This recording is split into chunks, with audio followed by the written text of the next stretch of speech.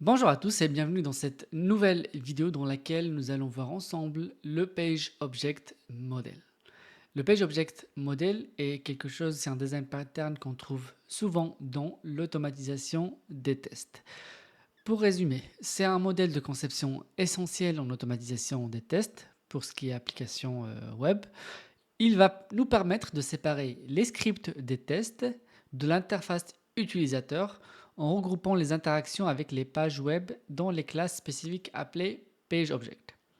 Les principes du PageObject Model, on a d'un côté les Web Elements, c'est-à-dire les éléments avec lesquels on va interagir, comme ce qui est bouton, champ texte, tout ce qui est UI Component, et qui sont définis en tant qu'attributs dans la classe que nous allons créer. De l'autre côté, on a les méthodes, ce sont les actions possibles sur ces éléments. C'est-à-dire comment on va interagir avec ces éléments web. Un clic, un input value, par exemple, euh, et qui sont encapsulés donc, pardon, dans des méthodes. Chaque page ou composant, elle est représentée par une classe dédiée, améliorant la maintenance et la réutilisabilité du code. En séparant ces deux choses, on a une lisibilité on a plus de lisibilité quand on cherche dans notre code. Je vais vous donner un exemple. Ça, c'est le comportement manuel. Rappelez-vous, dans les anciennes vidéos, on avait vu ensemble le cas de saisie d'un username, d'un password, d'un login. Et ça, c'était le code qu'on avait utilisé. C'est-à-dire qu'on avait saisi à l'intérieur de notre cas de test le getByRole, comment récupérer le champ ou le text box, et on a renseigné dedans comment saisir, quoi saisir avec la méthode fill.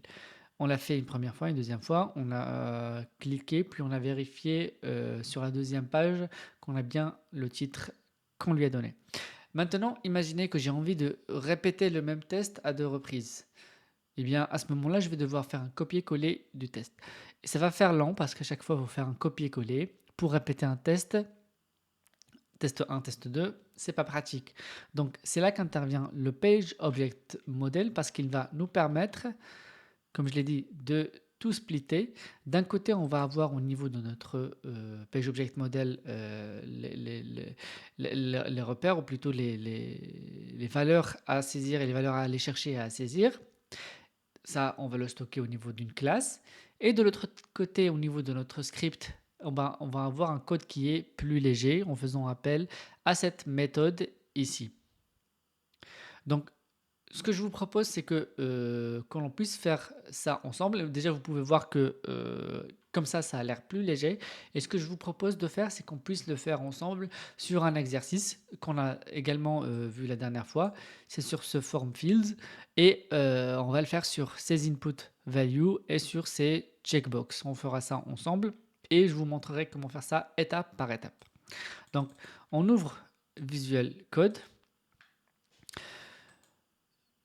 Pour notre cas de test, je l'ai déjà notre scénario, j'ai déjà préparé le minimum, le strict minimum, un nouveau fichier dans lequel j'ai importé Playwright et j'ai mis un before each, juste pour qu'il nous permette d'accéder à la page web. Et par la suite, ce qu'on va faire, c'est créer, c'est créer un page object model. Donc, je vous invite à faire ça ensemble. Je vais venir ici, je vais faire New Folder.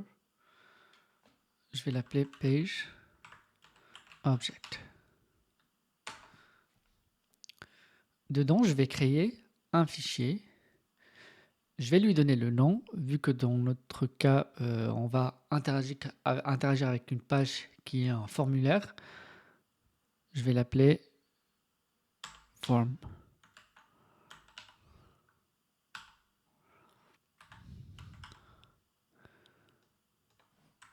Plutôt Form Page.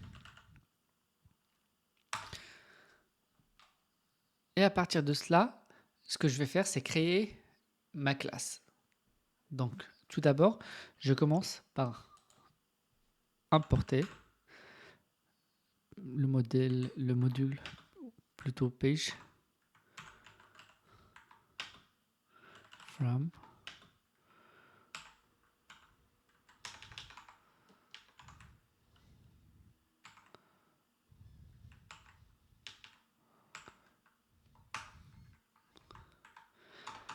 Par la suite, ce que l'on va faire, c'est importer, ou plutôt définir la classe form page.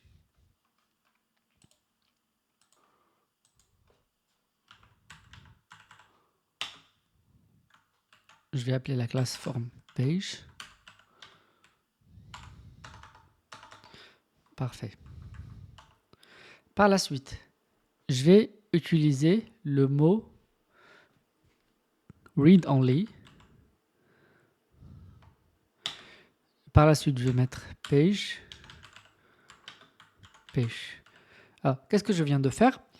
La classe form page, elle contient une propriété page de type page. Ça signifie quoi avec le mot-clé read only? C'est principalement que cette propriété ne peut être assignée qu'une seule fois dans le constructeur. Ça signifie qu'une fois que page est définie lors de l'initialisation de l'objet, elle ne peut être modifiée. Et suite à ça, par la suite, il faut déjà qu'on crée aussi notre constructeur. Constructor. Au niveau de constructeur, encore une fois, ce qu'on va faire, c'est qu'il va prendre un argument page de type page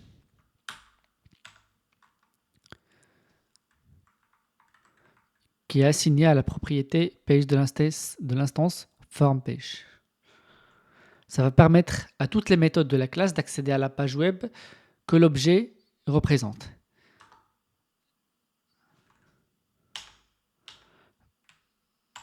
Par la suite, je vais devoir mettre thisPage. Ah non, c'est this.page. ThisPage égale page. Elle permet de stocker l'interface, plutôt l'instance de page qui est passée au moment de la création de l'objet de login de form page. Ça va nous permettre de réutiliser cette instance dans toutes les méthodes de la classe. Autrement dit, cette ligne lie la page web que nous allons manipuler avec la classe form page et ce qui est fondamental pour permettre à l'ensemble de nos méthodes d'interagir avec la bonne page. Par la suite, une fois que le constructeur est créé, là, à partir de maintenant, on peut déjà commencer à créer nos méthodes. Pour cela, on fait A5.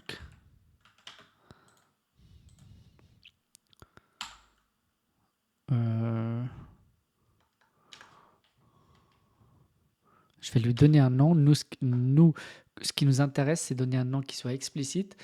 Dans notre cas, ce que nous avons envie et besoin de faire, c'est saisir un name et un password. Donc ces valeurs, je vais l'appeler input value.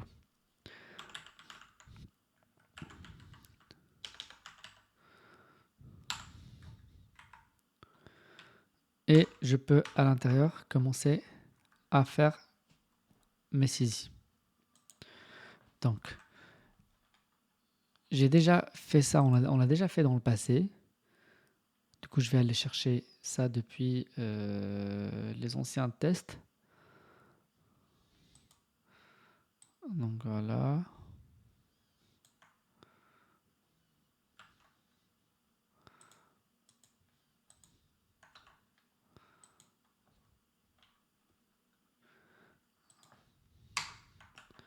Donc c'est password.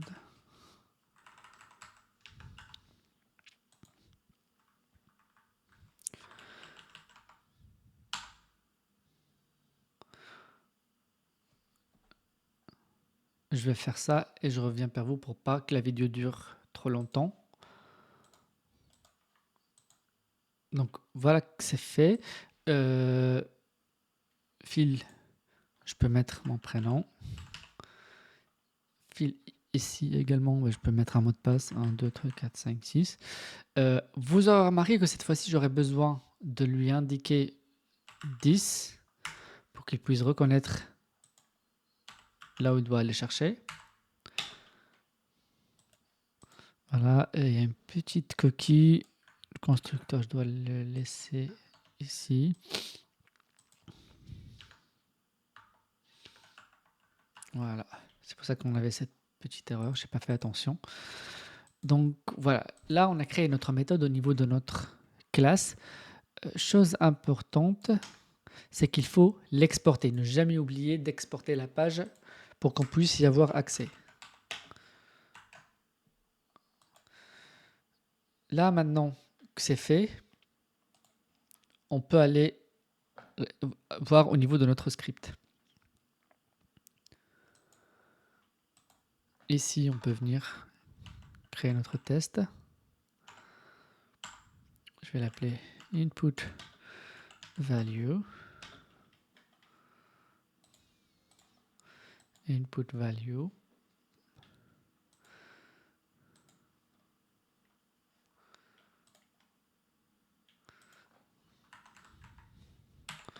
Un 5. Là, on rédige notre test comme on a l'habitude de faire. Il n'y a rien que l'on est amené à changer. Jusqu'à maintenant. Donc, ce qu'on va faire, déjà ici, il faut qu'on importe notre classe, c'est-à-dire la page formpage.ts, il faut qu'on l'importe. On va faire import, on lui donne le nom qui est form page, qui est bien, il nous complète. Il a trouvé tout seul. Parfait. Elle est encore gris, elle est pas claire parce qu'on l'a pas encore utilisée. Mais on va venir ici. On crée il y a une petite coquille.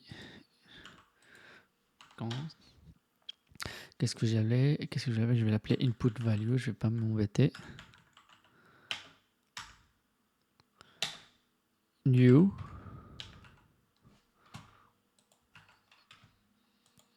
J'ouvre la parenthèse et là je vais récupérer ça. Je vais lui dire où aller la chercher.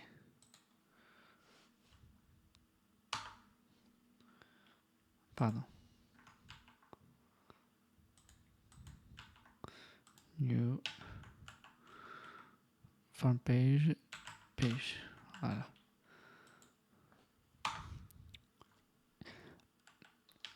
Input value. Point. À ce moment-là, on va devoir ajouter notre méthode qu'on a créée. On va lui donner le nom. Elle s'appelle input value. J'ai l'impression que les noms ils se ressemblent trop. Ce que je vais faire, input name pass. Voilà. Et la méthode qu'il va utiliser, c'est celle-ci, c'est input value.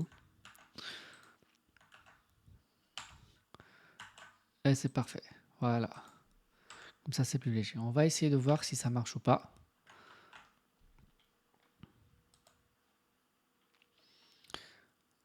Donc, notre classe, elle est exportée. Parfait. Il y a un petit espace ici. Heureusement que j'ai vérifié avant de lancer. On croise les doigts pour voir s'il n'y a pas de coquille. Ça devrait marcher normalement.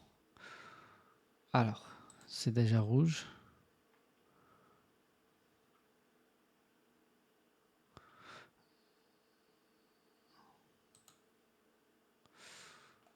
Pourquoi est-ce que ça ne marche pas? Parce que c'est pas login page, mais on l'avait appelé form page. Il nous a proposé le login page, j'ai pas fait attention, mais j'aurais dû revérifier. C'est pas grave. On relance. On va voir cette fois. Alors il y a beaucoup de pages. Je ferme tout pour pas qu'on s'embrouille. Je relance.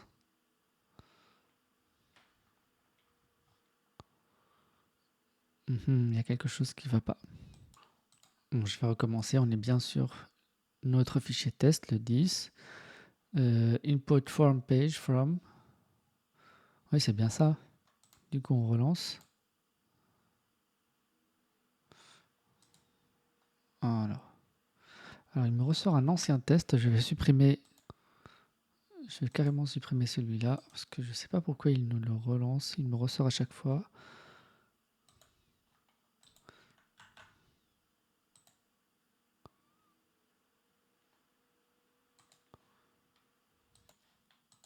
Ah bah, faut ajouter un await. Donc voilà, ça peut... Des oublis comme ça, vous inquiétez pas, vous allez en faire. Mais c'est pour ça que ça ne marchait pas. Donc j'ajoute le await. Voilà. Parce qu'avant, il me disait que le navigateur, il se fermait avant de pouvoir faire ce qu'il a à faire. Donc c'était le await qui manquait. Et comme vous pouvez le voir, on a bien le nom qu'on a saisi au niveau de notre classe et on a le mot de passe. On a juste fait appel à la méthode en faisant appel à la classe avec. Voilà, parfait. C'est à ça à quoi va vous servir le page object model. On a de notre côté dans notre classe, on a stocké l'ensemble des actions à faire et ici ben, c'est notre script de test. Je peux également ajouter les checkbox et lui demander de saisir l'ensemble de ces checkbox qu'on a ici. Donc,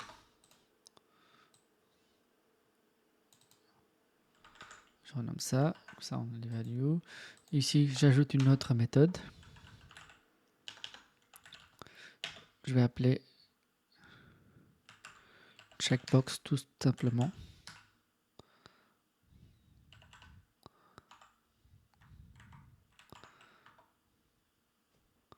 Je vais aller les chercher depuis ici.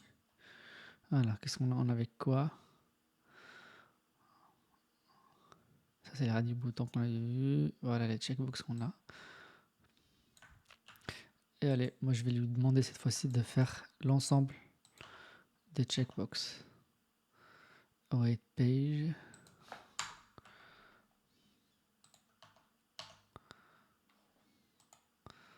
Allez, on va en faire au minimum 4 et en laisser un. Wine, coffee, milk, water.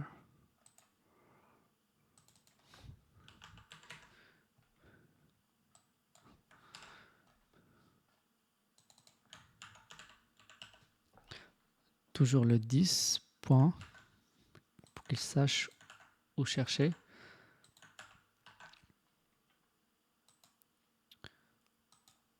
Par ici, on fait const. Input check new.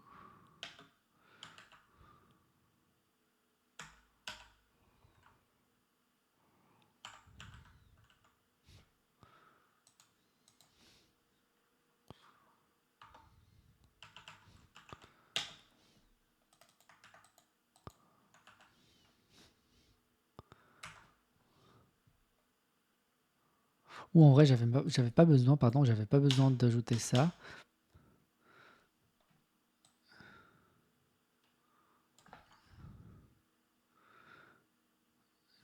Ouais, faut que ça soit explicite. Qu'est-ce que je peux utiliser comme nom de variable? Input.